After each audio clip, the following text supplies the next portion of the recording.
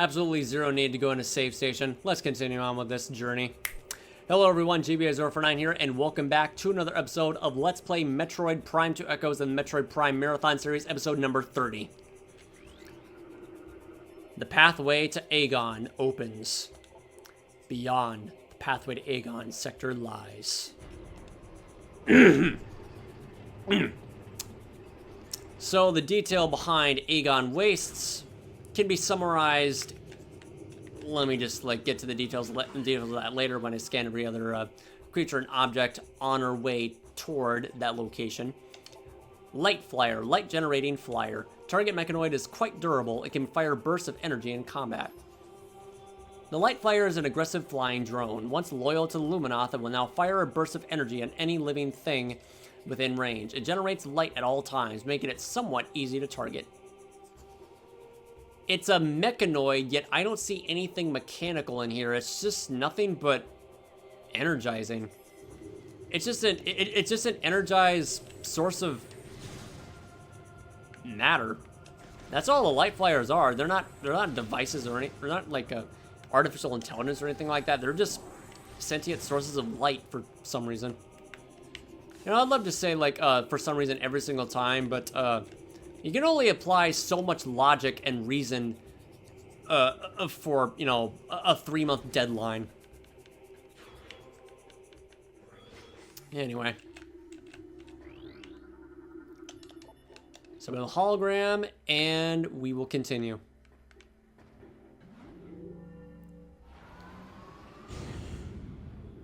Yeah, the center of that the center of that elevator clearly has anti-gravity technology placed into it. Thank God too, because that would be rather silly. Reminds me of a very classic Metroid animation that basically did that very thing when Samus was going down an elevator, and when it just dropped down, she just when it dropped down faster than she did, she just fell. She just fell down the elevator. Oh, while the elevator was rapidly descending, she just crashed. It's so funny. Look at that, we're back in temple grounds. Let this gateway forever protect our sacred temple. May you find enlightenment and peace.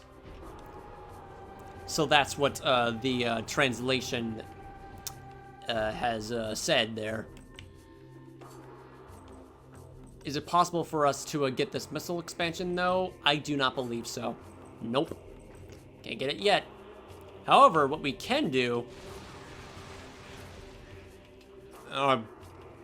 before getting what we can... is... kill these things before the end get any nasty ideas. Damn it. I wonder if it's actually possible to, destroy all the dark splinters before the Aang possesses one of them. I don't know. There we go. First energy tank. Looks like a water bottle, so I'll take that. Very refreshing game. Getting as many of those we can get for a difficult game like this. Especially when you're starting out. Okay, so there's not really much to witness in in this layer of the temple grounds, because the next thing I'm going to do is fight the Dark Missile Trooper in the research. I don't even know what to call that. Let me just check my map real quick. What was it called? It's the command chamber. It's a command chamber. That's what it's called. Oh wait, no. Okay, it's in the hive chamber. Command. Okay, command site. Let's just call it the command site. Federation command site. Not the landing site. It's a command site. All right. Back in here, of all sorts of nightmares, 14 years ago. I'm not quite sure if that's the approximate age. Approximate subtraction of how old I was when I first played this game. I was 12, by the way. I was 12 when I first played Prime 2 Echoes. Might think I might have some form of maturity and bravery at that time, but no. I age very slowly, mentally. So open this door over here. One thing I gotta go point out in the trilogy version of Metroid Prime 2 Echoes is that they kept the landing site ambience in the landing site, but in the original game it's retained for you know. Oh yeah, I suppose it would make sense. Reason why that they kept it in the original game is to make give you that that sense of you know, territory, like the territory of Samus Aran itself or herself. But they just decided to remove that in the trilogy version for whatever reason, because hey, there's actually a reason to question that, because I'm pretty sure the Metroid Prime trilogy wasn't on a deadline back then, but in this game it had excuses. It had every excuse in the book to like not include everything that they wanted. Time. Unless you're Kensuke Tanabe. You know exactly what I'm talking about. Alright, so we arrive. Alright, so where is the missile trooper?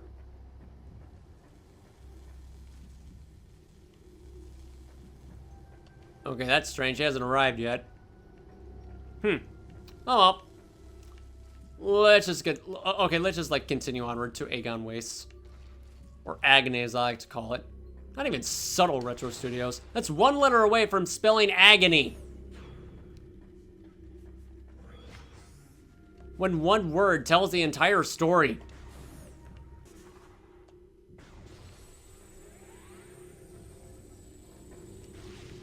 Okay, that's rather strange. I don't see any Dark Troopers here anywhere. Are they gone hiding or something? I might as well just save the game. Yeah, they're still not here. I don't know why. Rather strange. Probably because I killed them all and they're never going to respawn. Nah, they eventually do.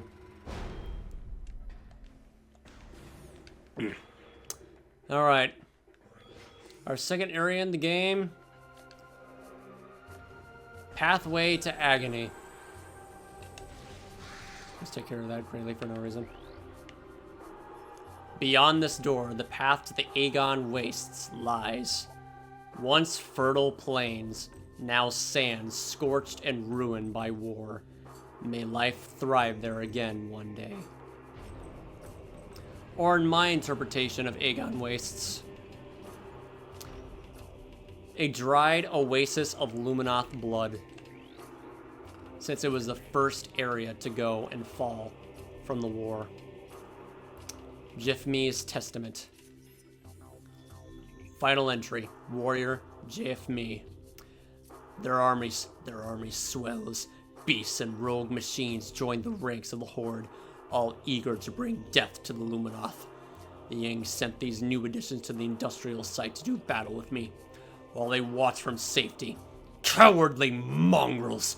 My only regret in death is that I did not live to see the day of their defeat. May it come soon!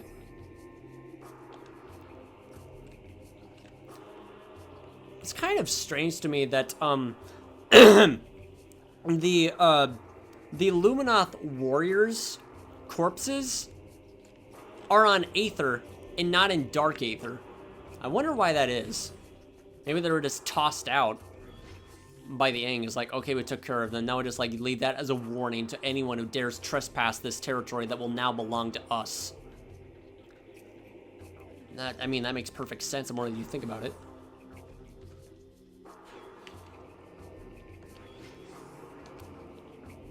There's the lore projector. There's the lore projector that's easy to miss. Our heritage. Our search for a home took us through the cosmos. For many a great cycle we roamed. Yet a place to call our own eluded us. In time we began to despair, feeling the search was in vain. We considered remaining among the stars until a scout returned with news of a world unlike any other. When we beheld Aether for the first time, So great was her beauty, that we forsook the stars forever to live upon her surface. From that day forth, the Luminoth were of Aether, our blessed paradise.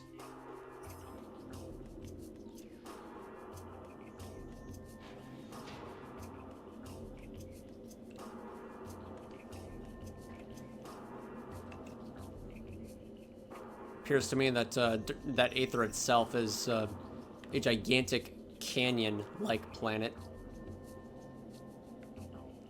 Makes you wonder what it's like makes you wonder what it's like down below. Looks pretty similar to the Death Mountain in the open world Zelda games. Maybe it is a spring, who knows? There we go, missile expansion.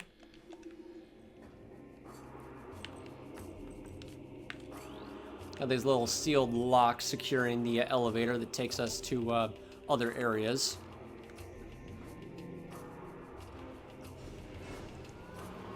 It's kind of unnecessary to have them there, but it's just only there to like give you the indication that you're traveling to other areas instead of like more places in the temple grounds. More detail and whatnot. Agon Barrapods. Agon Barrapod, living storage units of the Luminoth. Hardy desert plant form used to store useful items. Tough epidermis can be destroyed with weapons. The Agon Barrapod is a hardy desert plant form used by the Luminoth to store useful items and supplies. Its tough epidermis can be destroyed with weapons. It gathers trace amounts of moisture from the air and stores it in a number of chambers throughout its body. It can hold and process this moisture for weeks if necessary.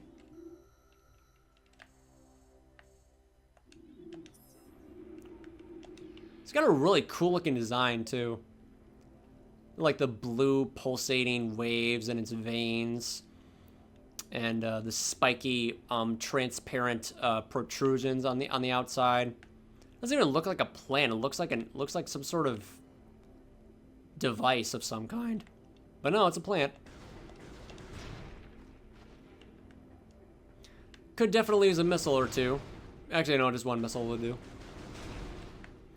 Actually, no. I don't want to mess around. I don't want to, like, joke around too much in Agon Waste, because this place is just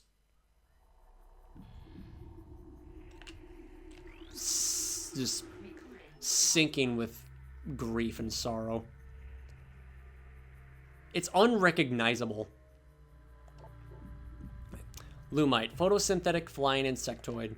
Relatively harmless in shadows, powerful and invisible in the light. The Lumite thrives on light. It can render itself invisible to most predators while within it.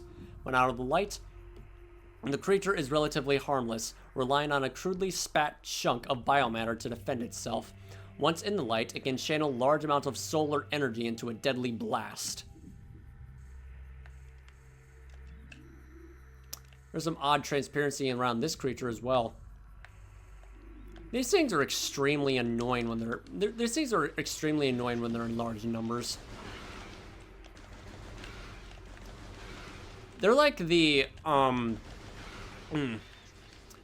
scavengers in Planet Aether to begin with, in general. Another poor Luminoth corpse here. Target has been dead for 1.1 decacycles. Body has been badly damaged by sandstorms and heat exposure. Judging by the number of blast wounds, the target was dead long before the desert got to it.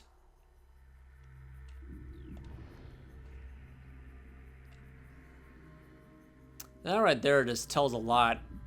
That it died before Agon Waste fell. There's more detail about. There's more detail on like on how far Agon Waste has fallen. Sandgrass, indigenous strain of grass adapted to desert climate. Plant requires no moisture to survive, relying exclusively on solar energy for sustenance. Sandgrass scans indicate that the plant requires no moisture to survive, relies exclusively on solar energy for sustenance, making it well adapted for life in a desert environment. Evidence of extensive mutation present, suggesting radical bioadjustments within the last centicycle. Mutation source is not natural. Plant strain was genetically engineered, possibly by the Luminoth.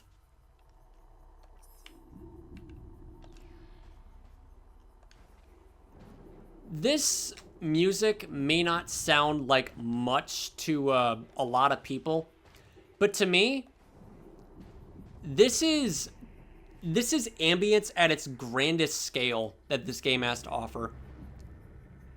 Just to indicate on how dead empty Agon Waste really is. And how silencing the event of the war was. Because it was said to be a fertile plain in the past, but now it's a barren desert with scavengers and desert animals and creatures alike, just basically feeding off of what it could, and feeding off of what remained of this place. Agon Waste, more like Agony Waste, because that is exactly what happened. There is absolutely nothing that is going on in this music except the very, you know, like very heavy weight of ambience just echoing throughout the atmosphere.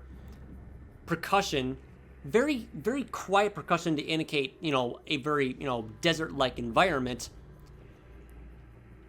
And just, you know,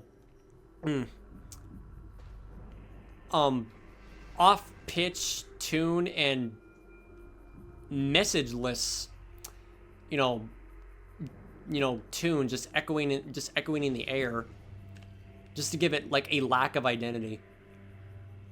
And that gigantic timpani like drum that has been altered to sound like a heartbeat. That's your own heartbeat. Like you're the only source of life available in Agon Wastes, because everything else around you is dead and empty, lifeless. Hope is gone. The identity that Agon Waste once owned is now buried and forgotten. So that let all of that information that I said just like get to you. But the next time when you listen to Agon Wastes, I mean, sure, it's relaxing, but at the same time, it's sad. There's no emotion. It's nothing. There's nothing left.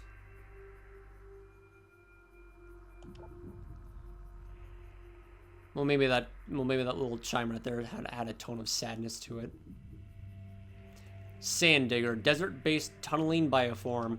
Extremely well armored, target exposed eyes to damage this creature. Scans indicate that the Sand Digger has a dual brain nervous system. Both of its head are capable of attacking, disabling, and digesting prey. It fires globs of acidic digestive fluid at prey to cripple them and begin the digestion process. Its hide is very durable and resistant to weapons fire. Only its exposed eyes can be damaged. Another thing that I really love about the Metroid Prime 2 Echoes, Metroid Prime 2 Echoes as a game, is how much it perfects on enemy design. There are so many creative details behind the enemies in this game, and it's just like, how do you make something like this?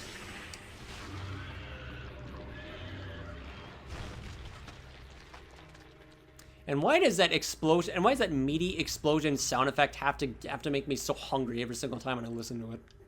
I don't know. That's just the first of many, that's just the first of many, like, I'm not even kidding, many, genius enemy design concepts that this game has to offer, but it's nowhere near being my favorite. The best ones are in the last area in the game. But the second best enemy is in Torvus Bog, and that's the Grenchler. All right, save station. Now let's go examine the rest of this dried up corpse. On top of another, on top of a greater one. Well, in the meantime, I can like scan the rest of the Complete the rest of the progress bar on the sandbats. As long as it didn't reset. Okay, there we go. Sandbats. Sandbats, small airborne predator pack. Contact with targets cause minor damage. Targets travel in flying swarms. Sandbats are small flyers. They travel in packs for safety, though they are predatory in nature. Failing to find prey as a group, sandbats will often enter a feeding frenzy and attack one another in search of sustenance.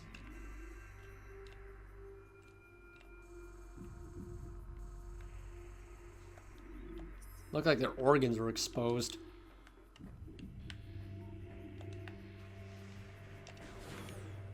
I actually forget of what's through here. Oh, right, there's blue root weed, which is research that is apparently something Phazon related and also space pirate at the same time.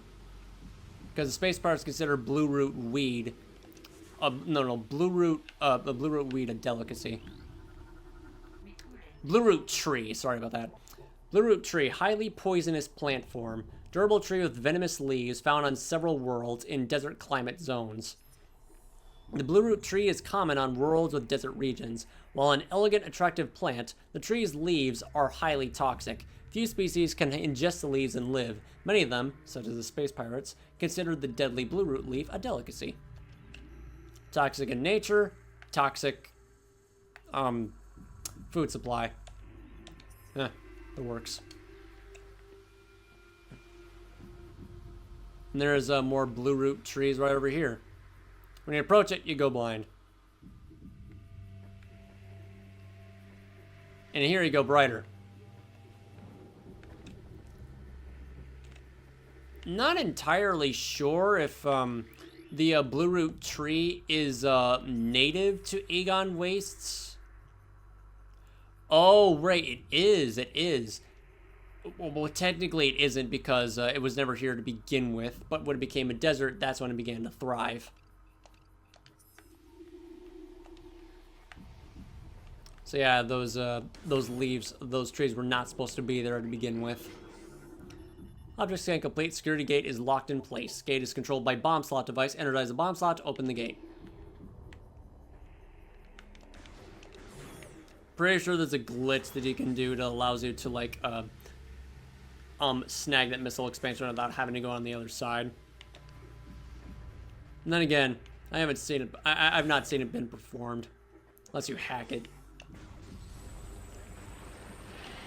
So take care of the sand digger.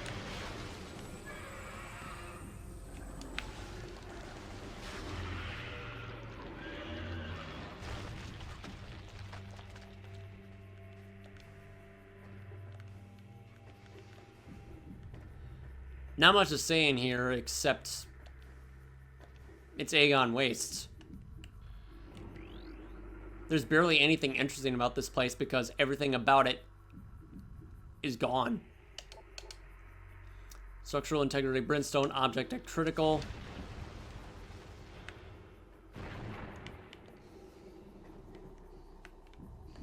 However, we will scan this. Oh wait, no, we can't. We need the upgrader translator module.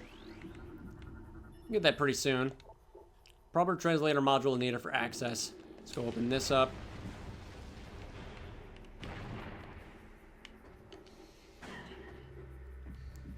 Minor damage, but it dealt quite a bit for a sandbat.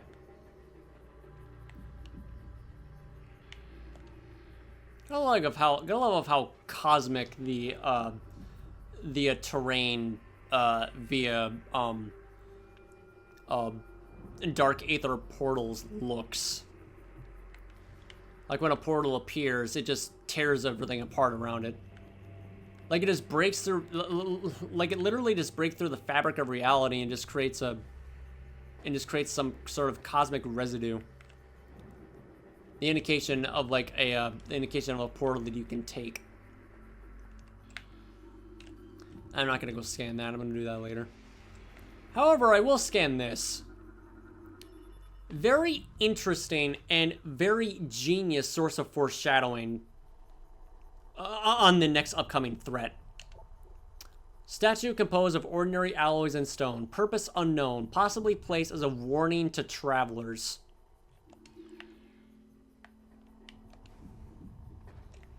Get to that reasons later because detail is literally all over the place with Metroid Prime 2 Echo's build up. Objects can complete solar lens modified for use as a part of a Luminos sonic security system. Lens is connected to a sonic control system. Sonic detection gear needed to interface with the system. Neutralizing the control emitter may affect the lens. I'm gonna go bother with it though. We're going to continue on examining the rest of this corpse, or what's left of it, lack thereof. Something we can't get. And because that the Agon Waste was the first to go and is so incredibly dead empty upon arrival, it makes logical sense that the space pirates would make this area their base. Instead of having like icy predators always like pursuing you left and right in Phendrana drifts, going here where nothing will bother you at all, free to do whatever you want and please. Pirate Trooper. Starfaring Brigand. Aggressive, well-armed, bioform, trained for combat and conquest. Sworn enemy of Samus Aran. Any different design compared to the one in Metroid Prime because fun fact, when Metroid Prime 2 Echoes was originally going to be called Metroid 1.5, and the plot revolved around a very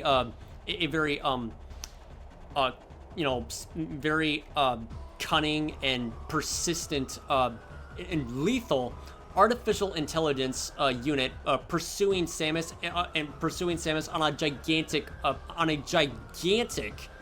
ship. They're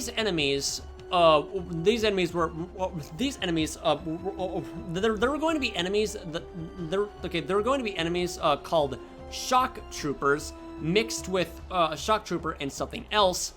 And their concept design was kept and became the new design of the Space Pirates in the final release of the game. So we're looking at beta concept art brought to life in the form of the new designed Space Pirates, which is very interesting. Space Pirates suffered a serious defeat at Talon 4, yet they remain a powerful force for crime and disorder in the galaxy. Their technology continues to advance. Even the lowly trooper has received numerous upgrades for his arsenal. His? Oh, so they're not... Okay, so there's male and female Space Pirates. They're not just it. Interesting. A photonic power scythe and quantum assault cannon are now standard issue weapons for all troopers. Looks like they have an exposed heart too, which is also kept in the beta. Might think that would have to be their weakness, but no, they're just vulnerable to everything. Looks like that their scythe or claws has also become a part of their body. Like they're just like genetically attached for combat. And the most very disgusting trait with this design of the Space Pirate is that its shoulder plating has flesh. Like even their armor is fleshed out. That's very, very, very bizarre. Makes you wonder, like, what the shock troopers were originally going to be like if Metroid 1.5 actually did see the light of day.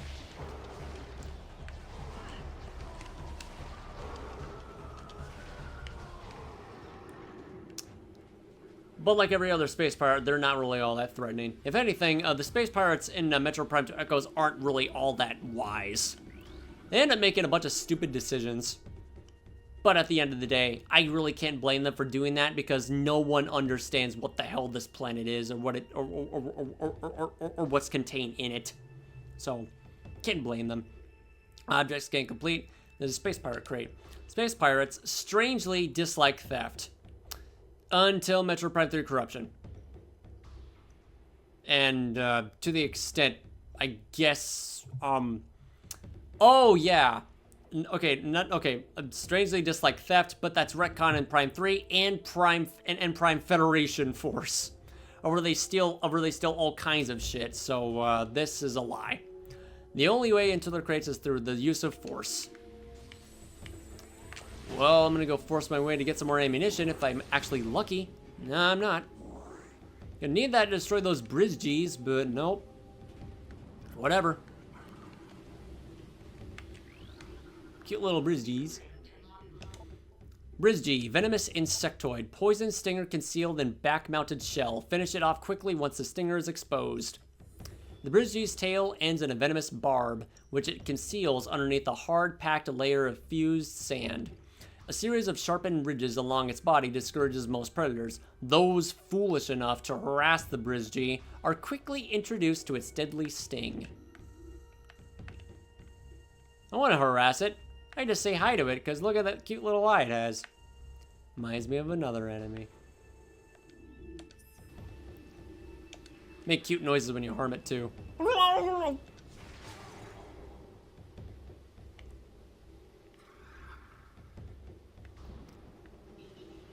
It looks like that it's panicking, but, is it panicking, or is it, trying to, like, or is it pissed off? Okay, yeah, it's panicking.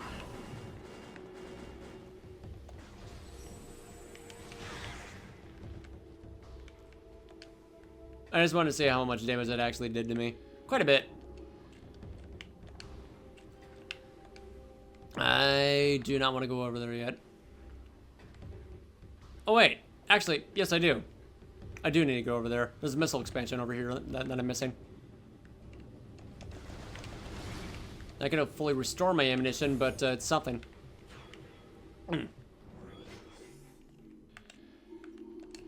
All the way up here.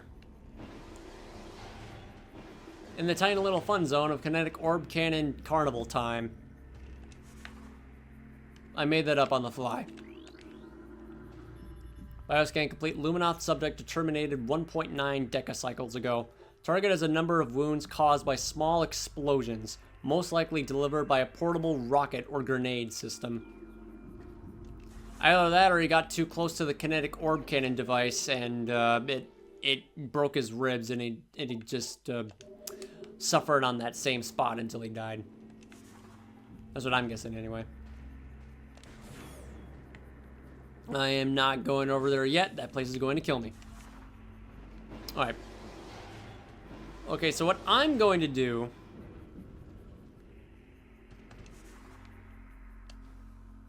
Wait a second.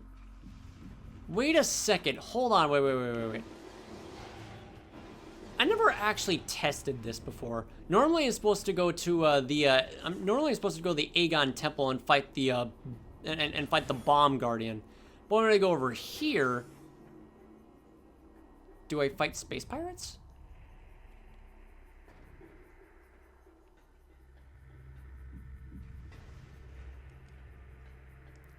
Nope, they don't spawn here yet. Interesting. Nope, you don't get here yet.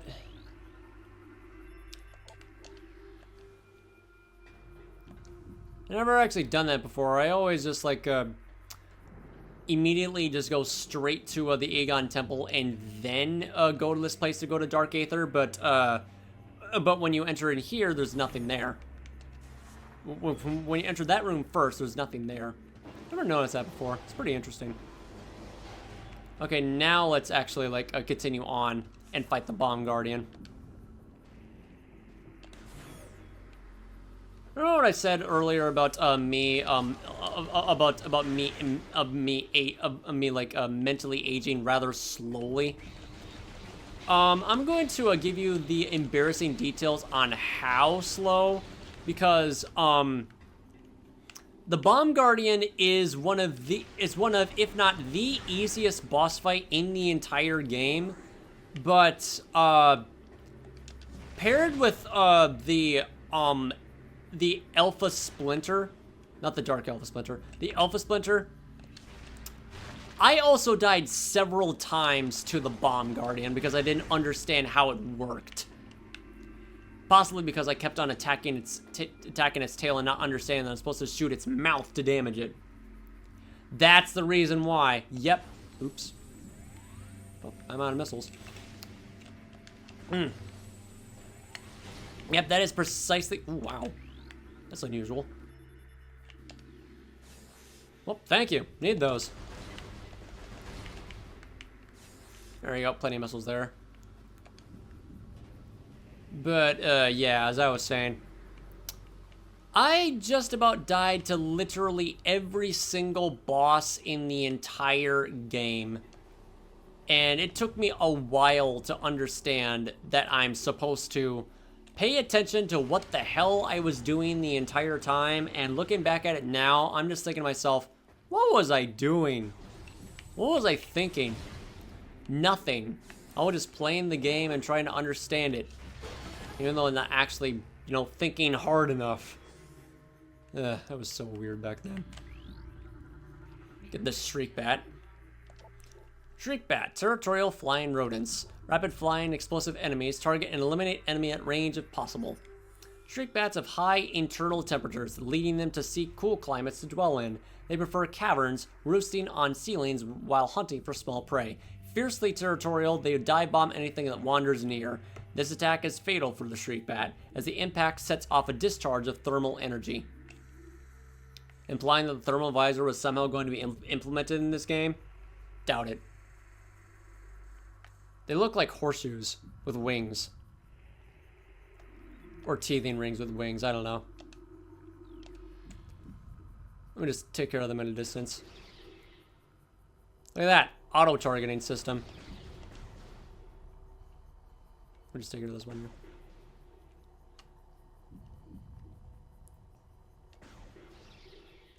Very specific mechanic.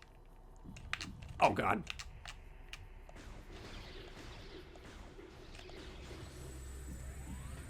It seems to only apply when you're shooting at Shriek Bats for some reason. With the auto-targeting mechanic. I don't know why. I'm just like scan the sandstone here.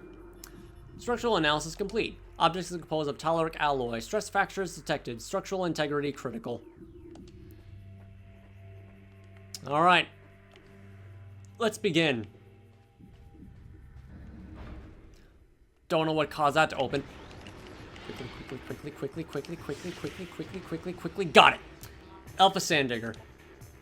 Large, tunneling bioform, extremely well armored, target exposed eyes to damage this creature. Why would you even need to like bother putting in this much detail on this creature when you only have seconds to scan it? And you don't even need to damage it to like you don't even need to damage it to like, you know, you need to damage it to like progress with the fight. But whatever. The permanently missable boss that you need to scan very quickly. If you miss it, game over. You're not going to get 100% completion on this game. They have excuses on why they did it. They didn't have time. This appears to be a Sand-Digger pack leader, larger and stronger than the normal members of its kind. Target both of its heads to damage it. Never mind, that's not that much damage.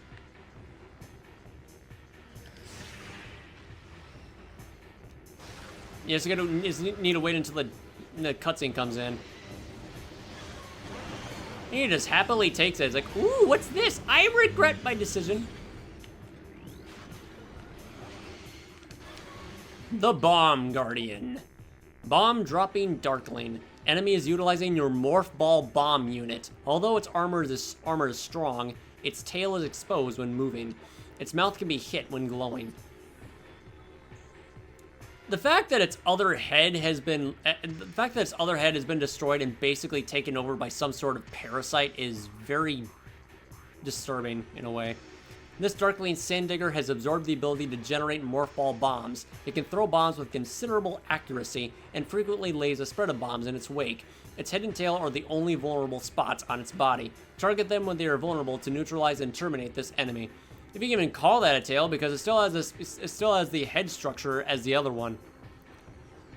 Also, very nice way to like introduce this boss because of the Sand Digger's outside for you to like deal with this, for you to like understand how the enemy design in Metroid Prime 2 Echoes works.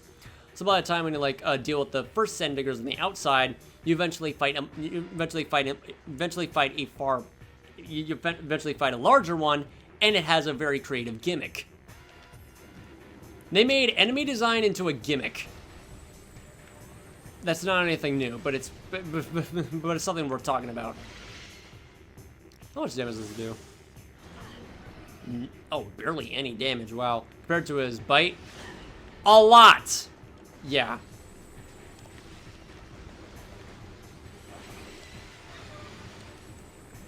Uh-oh. He's continuously laying bombs. Wait until exposed, but if you fail to attack it when it's doing this, at least there's a volcano of morph ball bombs.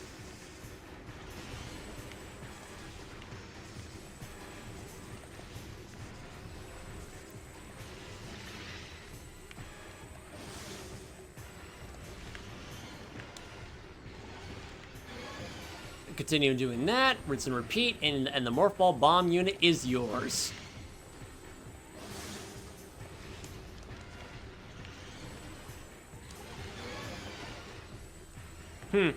Seems like to me that the charge beam is far more effective than missiles ever will be.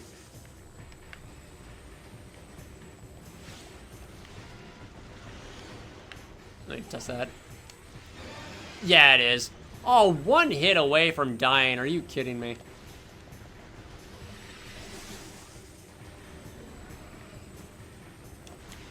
Still retains the same range as my morph ball bombs, so oh god, how did that completely miss? There we go. I wanted to get that in time.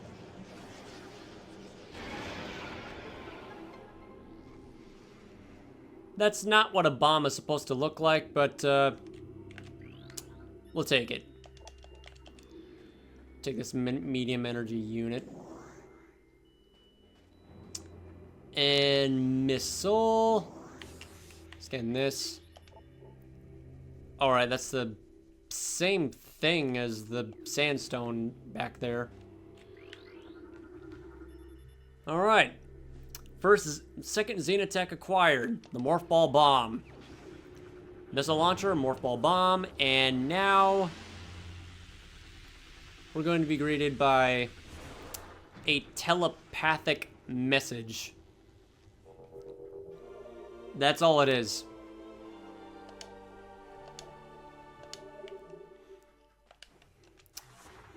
So now we can use this. Morph Ball bombs to get out of here.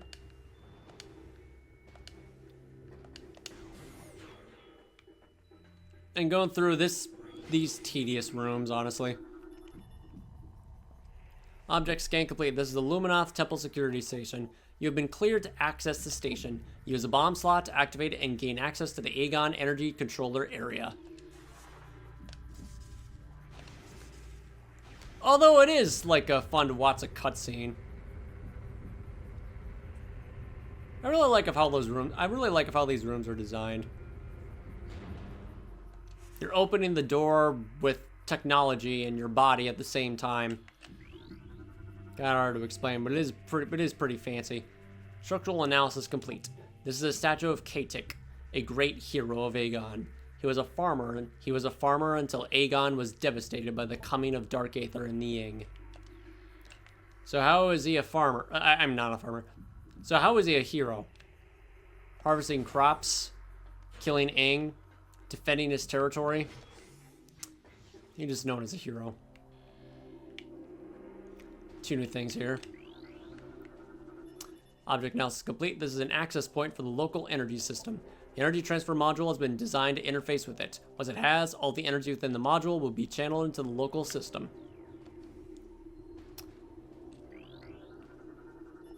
Bioscan complete. Lumina subject terminated 1.5 decacycles ago. Doesn't even look like it's been that long because it still retains its color. Damage from multiple weapon systems detected. Subject definitely went out fighting. Still got the same colors as Umos. Didn't even like start to degrade or deteriorate over time in this desert, which is honestly a miracle. But we will, but we will learn of its identity, because Luminauth, they're very smart and wise and on par with intelligence, on par with the Chozo, and it shows right here with this Luminauth holo projector. Automated message initiated.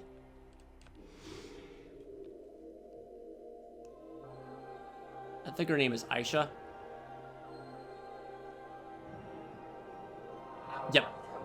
Welcome. I am Aisha, Sentinel of the Agon Temple. This message survives my death as guidance to one who would fight the Ying.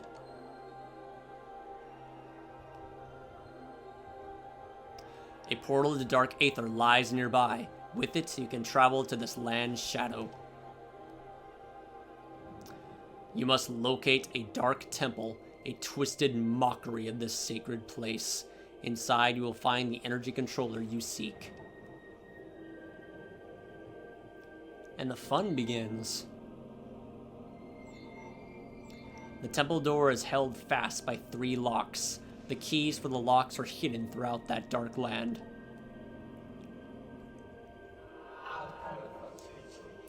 Your search will be difficult. Even the very air of dark aether is dangerous and can cripple the strongest of warriors. And I fucking love it.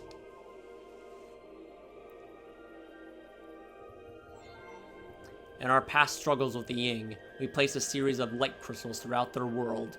They remain today. Interesting of how they kept them. Oh right, it's because they're dark creatures and they can't handle light. These crystals create safe areas that will protect you from the harmful atmosphere of the dark world.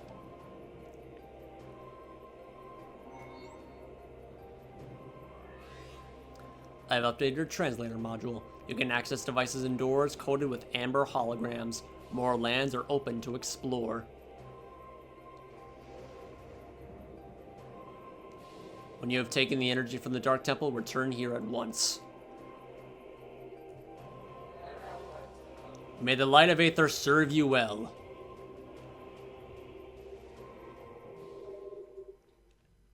And with the light of Aether, every time, restores my energy. She actually says different things when you scan the projector a second time.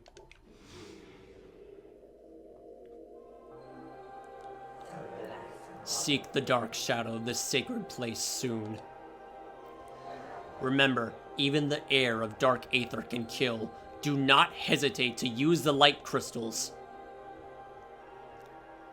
So in other words, she's saying, don't be stupid.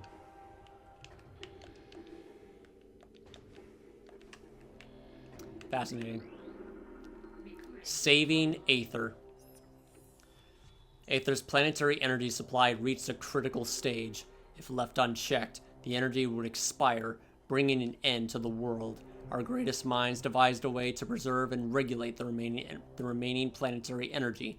The energy controllers. Let me read that again, actually. Planetary energy supply reached a critical stage. The energy would expire, bringing an end to the world. So the light of Aether was temporary at first, but with the energy controllers, they made it infinite.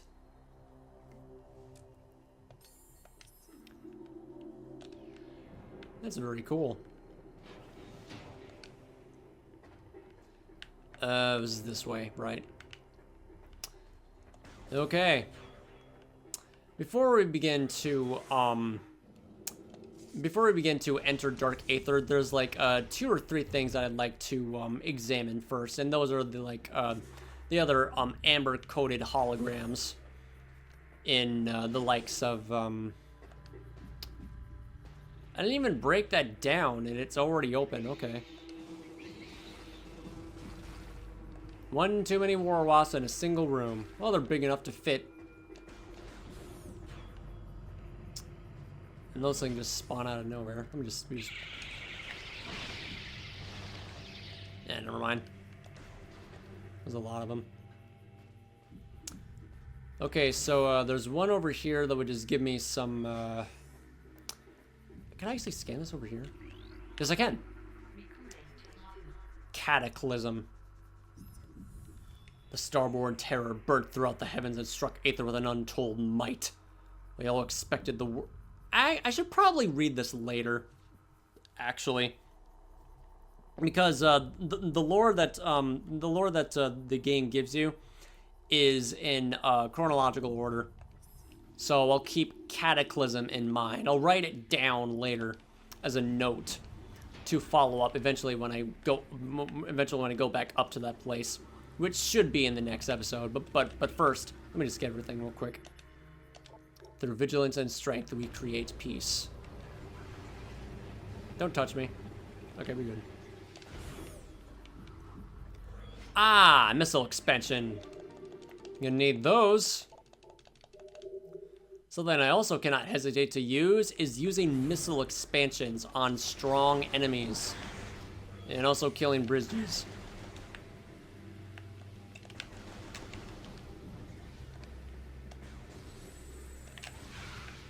Stupid Lumite. There's a statue of Luminoth here. There's a statue of Deecher, the child hero of Agon. Once a lowly acolyte squire, he became a warrior when the temple was attacked. All warriors but Deecher were slain, leaving the boy as sole defender of the temple.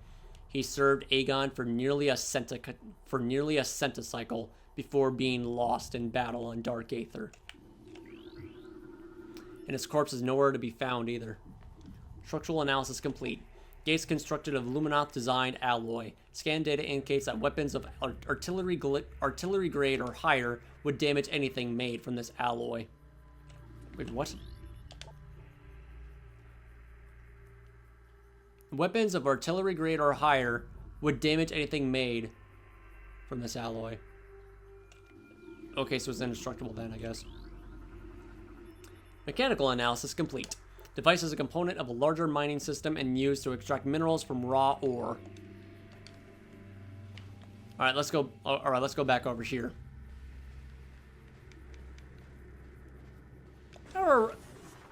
Luckily, we are right by it, so it really shouldn't take all that long. In the meantime, energy tank.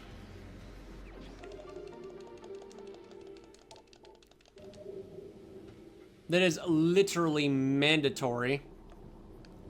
Because we're about to deal with the atmosphere of Dark Aether later. Being eaten away by the quintessential genius behind it. Oh, barely made that. This is where we get the map. Not like I really need it anyway. I'm just going to go get it just because. Structural analysis complete. Eroded rock section contains tall alloy. Numerous fractures present. Let me just do this. I wonder if I can nab this by just going to morph ball. Yes, I can. Sweet. Okay, got the map. Wonder if the names are different or the same. Plaza, mining plaza, transport center, portal terminal, sand cache, temple access. Nah, it's fairly standard and you know, non-symbolic. It's fine. I can climb all the way back up here and scan that lore projector that I missed. Well, technically didn't miss, but I just couldn't scan it yet. There it is right here. Paradise. Aether was a fertile, aged world with bountiful fields and oceans. The native creatures were gentle compared to other worlds we had encountered. We settled in a mountain region at first, in cliffside dwellings. In time, we established settlements in the green forest of Torvis and the fertile plains of Agon. A great temple was built between our 3 domains, a place of peace and a monument to our accomplishments. It was a time of harmony for our people.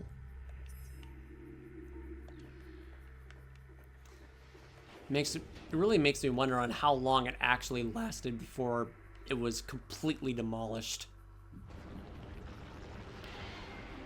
Just gonna ignore this guy.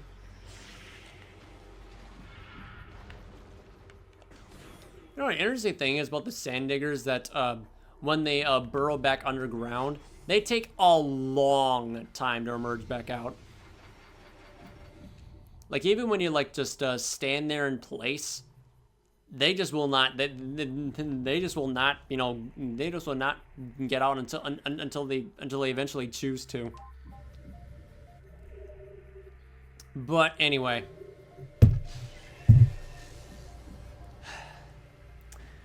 excavated a corpse in Agon Waste, and now we're going to explore the inside of it on the source of its carcass. Dark Aether. The very image of Dark Aether is within Agon Waste, and we're about to examine it. We're about to examine all the quintessential genius components comprised together, what makes Dark Aether so genuinely fucking fantastic as a concept. And that is exactly what we're gonna do in the next episode. So, thank you all for watching. Hope you enjoyed, and I will see you later. This is GBA049 signing out, going offline, and see you next mission. There's a lot to talk about Dark Aether, trust me, and I'm ready for it.